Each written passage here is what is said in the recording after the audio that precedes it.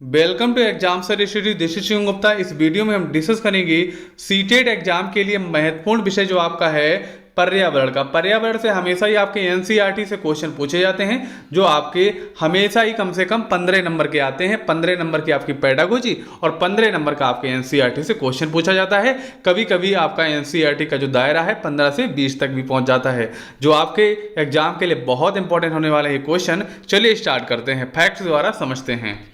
हम बात करेंगे पौधे से। इसका एक वीडियो हम पहले डाल चुके हैं प्लांट के बारे में। अब हम देखते हैं इसका सेकंड वीडियो। अब हम बात करने वाले खेजड़ी वृक्षों के बारे में। खेजड़ी वृक्षों के बारे में काफी बार सीटेट जो क्वेश्चन है पूछ चुका है। चलिए देख लेते हैं। सन 1731 ईस्वी में राजस्थान के जोधपुर में अमृता देवी बिश्नोई ने खेजड़ी गांव में खेजड़ी वृक्षों को बचाने हेतु 363 महिलाओं के साथ स्वयं का बलिदान कर दिया था। बात क्या है कि राजस्थान जोधपुर की बात है। वहाँ के राजा जो है क्या भैया महल बनाना चाहते थे, तो उन्होंने आदेश दिया कि पेड़ की लकड़ियाँ काट के लाई जाए। तो क्या है, लकड़ारा जो है क्या खेजड़ी के वृक्ष जो काटने के लिए आ जाते हैं, तो वहाँ के लोग क्या करते हैं भैया पेड़ पे लिपट जाते हैं, क्योंकि पेड़ ना काटे जाएं। लेकिन लकड़ारा ये सोचते हैं कि अगर हम पेड़ काट के नहीं ले गए तो राजा हमें क्या है दंडित करेंगे। इसलिए वे लोग क्या लोगों सहित पेड़ काट देते हैं, यानी कि लोग जो हैं पेड़ों को पकड़कर खड़े हो जाते हैं, लेकिन लकड़हारों द्वारा लोगों सहित पेड़ काट दिए जाते हैं, जो एक बहुत ज़्यादा दुखदायी घटना थी। उसके बाद जब राजा जी पता चला ऐसा हो रहा है, तो उन्होंने मना कर दिया कि जो पेड़ हैं नहीं काटे जाएंगे। चलिए आगे देख लेते हैं इसके बारे में और क्या क्या इसके बारे में क्वेश्चन आ सकते हैं। भारत सरकार ने इनके सम्मान में अमृता देवी वन्य जीव संरक्षण राष्ट्रीय पुरस्कार जो है शुरू किया। इनकी छाल दवा के काम आती है, यानी कि जो लकड़ी है ना, ये लकड़ी बहुत इंपॉर्टेंट है। क्या है, दवा के काम आती है। इनकी जो छाल है खिचड़ी वृक्षों की, इसके अलावा इस लकड़ी में कीड़ा भी नहीं लगता, यानी कि इसकी लकड़ी में कीड़े भी नहीं लगता। इसकी फलियां की सब्जियां बनाई जाती हैं। इनकी जो फलियां होती हैं इनसे सब्जियां बनाई जाती हैं। पेड़ और जानवर हमारे बिना रह सकते हैं, पर हम उनके बिना नहीं, है ना। जो पेड़ जानवर है मनुष्य के बिना रह सकते हैं, लेकिन पेड़ के बिना मनुष्य नहीं रह सकता, क्योंकि पेड़ के द्वारा ऑक्सीजन के अलावा फल, इसके अलावा हमारे पर्यावरण के लिए बहुत लाभदायक होते हैं। कौन? पेड़। ठीक है, ये खेजड़ी गांव का बुजुर्गों का कथन था। ये किसने कहा था? खेजड़ी गांव के जो बुजुर्ग थे उन्होंने ये कथन बिल्कुल सत्य कहा था, क्योंकि जो पेड़ पौधे हैं इंसान के बिना रह सकते हैं, लेकिन इंसान पेड़ के बिना नहीं रह सकता। यानी कि ये लोगों ने देख सकते हैं अपना जीवन का बलिदान दे दिया, किसके लिए? पेड़ों के लिए। लेकिन आजकल काफ़ी लोग क्या हैं पेड़ों को कटाई करते हैं, वनों की कटाई करते हैं। चलेंगे नेक्स्ट पर। नेक्स्ट हम बात करने वाले हैं बीजों का प्रकीर्णन, है ना। बीजों की अगर हम बात करते हैं, तुमने देखा होगा काफी बार भैया आप लोगों ने कि बीज ऐसी जगह जम आता है जैसे आपको पता चल ऐसा लगता है कि यहाँ पर बीज आ कैसे गया। चलिए उसके बारे में वर्णन कर लेते हैं। बीजों का जो प्रकीर्णन है हवा द्वारा होता है, जल द्वारा होता है, जीवों द्वारा होता है। जैसे कि आप एक किसी पौधे का देखेंगे, बीज देखेंगे, इसमें क्या होता है, जैसे हवा आएगी तो बिखर के जो क्या है बहुत दूर तक इसका बीज चला जाएगा। उसके अलावा क्या है, इसका जो बीज भैया है चिड़ियों द्वारा भी, जैसे चिड़ियों ने पकड़ा बीज और बहुत दूर तक उड़ती चली गई, वहां पर उन्होंने क्या बीज इसका गिरा दिया। उसके अलावा इसका बीज जो है जल द्वारा भी फैल जाता है। जैसे जल का बहाव आया या कोई भी बाढ़ भी आ जाती, तब क्या बीज जो है बहुत दूर तक चले जाते हैं, और वहां पर क्या है भैया पौधे उस तरीके के जम आते हैं। इस तरीके से जो है बीजों का प्रकीर्णन होता है, यानी कि जो बीज हैं काफी जगह फैल जाते हैं और पौधे जो हैं वहां पर जम आते हैं। चलेंगे नेक्स्ट पर। नेक्स्ट आप देखेंगे सोयाबीन की अगर बात करेंगे, सोयाबीन का कैसे होता है प्रकीर्णन। सोयाबीन की जो फलियां हैं पककर सूख जाती हैं, छिटक कर बीज बिखर जाते हैं। अगर सोयाबीन की अगर बात करें, इनकी फलियां पकने के बाद इनके जो बीज हैं फलियां फट जाती हैं, दूर छिटक कर चली जाती हैं, लेकिन ये ज़्यादा दूर तक नहीं जाती हैं। लेकिन अगर हम बात करें ज़्यादा दूर तक जाने की, वो आपका जाता है जल द्वारा, आपके जीवों द्वारा, यानी जीव मनुष्य द्वारा भी जा सकता है, चिड़ियों द्वारा भी जा सकता है, क्योंकि मनुष्य भी द्वारा भी फलियां ला के कहीं डाल दी जाती हैं तो मनुष्य भी फैलाते हैं, यानी कोई भी जीव फैला सकता है। उसके अलावा हवा द्वारा, जल द्वारा भी क्या है बीजों का प्रकीर्णन होता है। चलेंगे नेक्स्ट पर। नेक्स्ट की अगर हम बात करेंगे कौन से बीज कहां से आए, हम बात करने वाले हैं जैसे मिर्ची कहां से आई हमारे देश में, इस तरीके से हम बात करने वाले हैं। पुर्तगाली लोग मिर्ची दक्षिणी अफ्रीका लिखा है, लेकिन अफ्रीका काट दीजिएगा, यहाँ पे हो जाएगा अमेरिका। इंग्लिश में देखेंगे अमेरिका लिखा है, गलत टाइप हो गया है। यानी कि पुर्तगाली जो लोग थे भैया मिर्ची जो है ना, इस मिर्ची की अगर हम बात करें कहां से लाए थे, साउथ अमेरिका से लाए थे। इसको याद रखिएगा, मिर्च को भैया कहां से लाए थे, साउथ अमेरिका से लाए थे। कौन लाए थे? पुर्तगाली लोग लाए थे। चलेंगे नेक्स्ट पर। नेक्स्ट की हम बात करने वाले हैं भिंडी, गोभी और मटर भारत में अफ्रीका से भारत लाया गया था। अगर हम बात करते हैं नंबर 1 भिंडी की बात करें, गोभी की बात करें, है ना, चाहे भिंडी की बात करें, चाहे गोभी की बात करें, चाहे हम मटर की बात करें, ये सारे के तीनों जो हैं आपके कहां से आए? अफ्रीका से। याद कर लीजिएगा, बहुत इंपॉर्टेंट है। चलेंगे नेक्स्ट पर।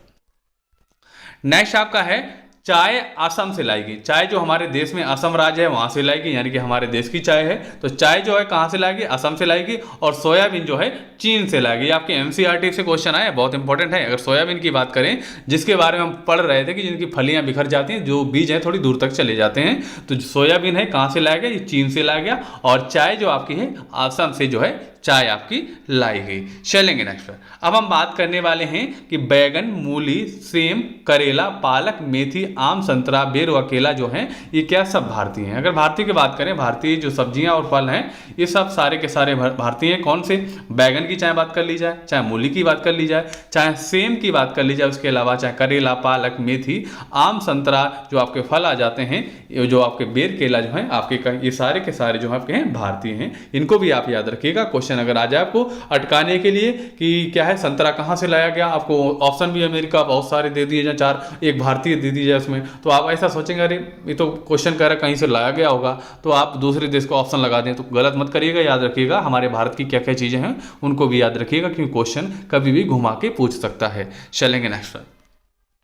नेक्स्ट हम बात करने वाले थ्रेसर। थ्रेसरिंग क्या होता है इसके बारे में हम बात करने वाले हैं, यानी कि दाने को बाली से अलग करने हेतु जो थ्रेसर किया जाता है। आजकल देखेंगे, आपने देखा हो गांव में आएगी थ्रेसर। थ्रेसर से क्या है? गेहूं निकाले जाते हैं, धान भी निकाली जाती है। सीधा सा मतलब है कि अनाज को क्या है अलग करना, उसको थ्रेसिंग कहते हैं। पहले क्या करते थे कि लोग एक गट्ठे टाइप को उठाते थे, हाथ में पकड़े छोटा सा गट्ठा बना के और उसको पटक देते थे, यानी कि वो भी एक थ्रेसिंग का तरीका है ना, वो भी एक थ्रेसिंग का तरीका है। लेकिन आजकल एक थ्रेसर नाम की मशीन भी आ गई जिससे क्या है गेहूं या कोई भी फसल है अलग कर दी जाती है ना। वो ये तरीका आपका हुआ थ्रेसिंग का।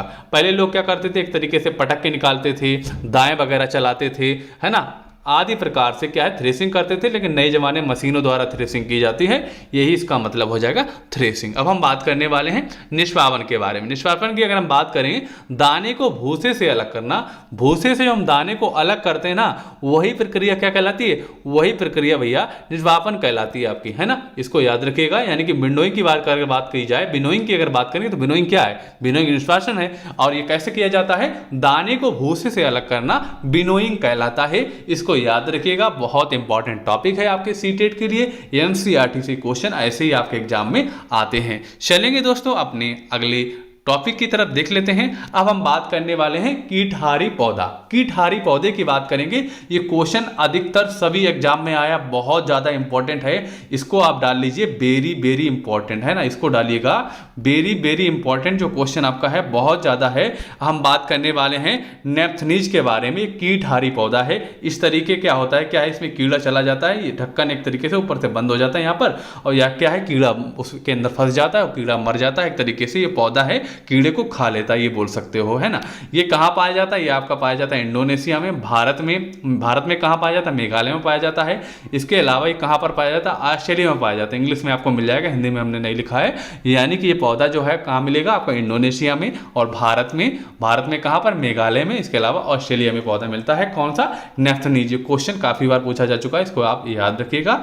उसके अलावा अगर हम बात करेंगे इसी तरीके का दूसरा पौधा होता है। इसमें क्या होता है, कोई अगर कीड़ा इसमें आ जाएगा, ट्रैप कर लेगा, ये एकदम बंद हो जाएगा तो कीड़ा इधर से बाहर नहीं निकल पाता है और उसमें क्या है मर जाता है एक तरीके का ये पौधा। इसके नाम की अगर हम बात करेंगे, इसके नाम आप देख सकते हैं। इसके नाम है इट्रिकैल्कोरिया है, इसको डोरेसरा है, ये नाम इनके हैं। इसका नाम ये है, इसका नाम ये है। इनको भी आप याद रखिएगा। कभी कभी दूसरे भी पूछे जा सकते हैं, क्योंकि ये क्वेश्चन काफी बार आ चुका है। हो सकता है नेप्थनीज छोड़ दें और इन दोनों को पूछ सकते हैं। तो ये पौधे क्या है, कीड़े को ट्रैप करते हैं, यानी कीड़े को फंसा के इसको खा जाते हैं एक तरीके से। इसको आप याद रखिएगा, बहुत इंपॉर्टेंट। कौन सा आपका है? एक नेप्थनीज है, एक आपका इट्रिकैल्कोरिया है, आपका एक ड्रोसेरा है। इनको याद रखिएगा। चलेंगे नेक्स्ट पर। नेक्स्ट आपका है बेल्को। बेल्को क्या होता है, आपने सैंडल अभी नहीं पहनते तो पहले जरूर पहनी होगी, बचपन में पहनी होगी। सैंडल में आपने देखो एक उसको घुमा के चपका देते हैं, चिप्पी टाइप की होती है, चपकाने वाली चीज होती है, उसी को हम क्या कहते हैं, बेल्को, है ना, चपकाने वाली चीज को कहते हैं बेल्को। अब हम इसकी बात करने वाले आविष्कार कैसे हुआ। बेल्को का जो आविष्कार है जॉर्ज मेस्टल ने 1948 में किया। किसने किया था, जॉर्ज मेस्टल ने किया था। एक इनका देख लेते हैं, बहुत अच्छा तरीका से किया था, यानी कि एक कहानी के ऊपर है, इन्होंने कैसे इसका आविष्कार किया। ये इन्होंने कैसे किया, बीच के हुक कुत्ते पर बीच चिपके देखकर किया। जैसा कि आपने गांव में देखा हो, कुत्ते उत्ते के ऊपर या आपके पैर में या कहीं कपड़े में लग जाते हैं, वहां से निकल जाओ, ये गोल गोल टाइप के इस टाइप के होते हैं, आपके पैर में फंस जाते हैं कांटेदार, है ना, उसको फिर सही से निकालो तब निकलते हैं, कुत्ते उत्ते के चपक जाते हैं। तो उन्होंने देखा कि क्या है भाई, तो चपक जाती है चीज, इससे हम बहुत सारी चीजें बना सकते हैं। तो इन्होंने इसी से ये सब कुछ देख के एक तरीके से, है ना, इंस्पायर होकर इन्होंने क्या बनाया, सैंडल का चिपकने वाले ये बनाया, जो काफी जगह आजकल प्रयोग हो रहा है। किसने बनाया था भाई, इसको हम बेल्को बोलते हैं, बनाया था आपका जॉर्ज मेस्टल ने 1948 में। याद रखिएगा, एनसीईआरटी से क्वेश्चन आपका पूछा जा सकता है। अब हम बात करने वाले हैं महत्वपूर्ण बिंदु के बारे में, जो आपके एग्जाम में बहुत इंपॉर्टेंट है। आपका एनसीईआरटी में एक क्वेश्चन और आता है, प्याज कब बोया जाता है। इसकी अगर बात करी जाए, प्याज कब उगाई जाती है, तो प्याज जो है जुलाई में उगाई जाती है। अगर हम बात करेंगे, अगर कहेंगे भाई हमने तो जून लास्ट में बो दिया या अगस्त स्टार्टिंग में बो दिया, लेकिन ये हो सकता है आपने बोआ हो। लेकिन बात करेंगे एनसीईआरटी की, तो एनसीईआरटी ने जो कहा है वो आप वही सही करेंगे, जुलाई का ही आंसर सही मारेंगे अगर क्वेश्चन पूछा जाएगा। अब हम बात करने वाले हैं विलुप्त पौधे, है ना, बहुत सारे पौधे जो हैं, प्रजातियां हैं हमारे पृथ्वी से क्या है, विलुप्त हो गई हैं, तो उनके बारे में हम बात करने वाले हैं, है ना। तो विलुप्त पौधे की अगर बात करेंगे, कम से कम 20 जो प्रजातियां हैं भैया क्या है, गायब हो चुकी हैं। और इन प्रजातियों को आप कहाँ मिलेंगे, है ना, पूछा जाएगा कि जो विलुप्त पौधे प्रजातियां हैं कहाँ पर मिलेंगी, किस बुक में मिलती हैं, तो ये मिलती भैया है रेड डाटा बुक। इसको याद रखिएगा, रेड डाटा बुक में क्या है, रेड डाटा बुक में विलुप्त प्रजातियां सम्मिलित की जाती हैं, है ना, जो प्रजातियां गायब हो गई हैं पृथ्वी से, जो पहले भारत मतलब भारत या पृथ्वी में हुआ करती थी। हम दुनिया की बात करने वाले हैं, भारत की सिर्फ बात नहीं की जा रही है, पूरी दुनिया की बात है। यानी कोई भी, चाहे जीव हो चाहे पौधा हो, कोई भी हो, अगर प्रजाति वो गायब हो गई है तो उसको आप किस में डिटेल मिलेगी, आपको रेड डाटा बुक में मिल जाएगी। अब हम बात करने वाले जैसे कि एक विलुप्त की बात कर लेते हैं, जैसे डायनासोर हो गया।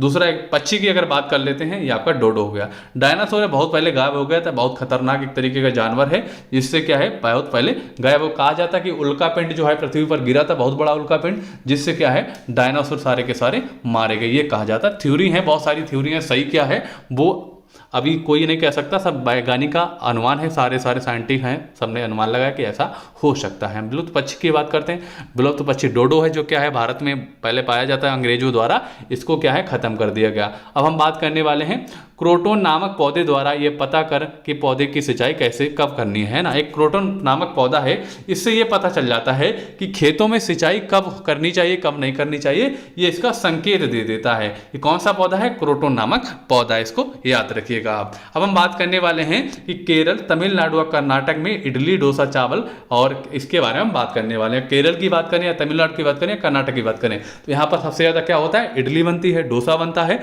यानी कि जो चावल की चीजें हैं वो कहां पर बनती है, केरल, तमिलनाडु और कर्नाटक में। इसको आप याद रखिएगा, ये बहुत इंपॉर्टेंट फैक्ट है। उसके अलावा एक पकवान टाइप का है, एक रेसिपी बोल सकते हैं, केरल में क्या बनाया जाता है, टेपियोका। इसको नाम क्या है, टेपियोका, जो है कहां पर बनाया जाता है, केरल में। अगर हम बात करें इडली डोसा, जो चावल की जो चीजें हैं वो कहां बनाई जाती हैं, आपकी केरल, तमिलनाडु और कर्नाटक में, यानी साउथ की चीजें आप जानते हैं। सारा का सारा जो खाना है, एक तरीके का नाश्ता बोल सकते हो, सारा का सारा साउथ का है।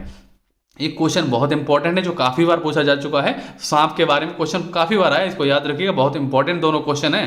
पहला, दूसरा क्वेश्चन क्या है कि हांगकांग में सांप का व्यंजन खाया जाता है, बिल्कुल सही बात है।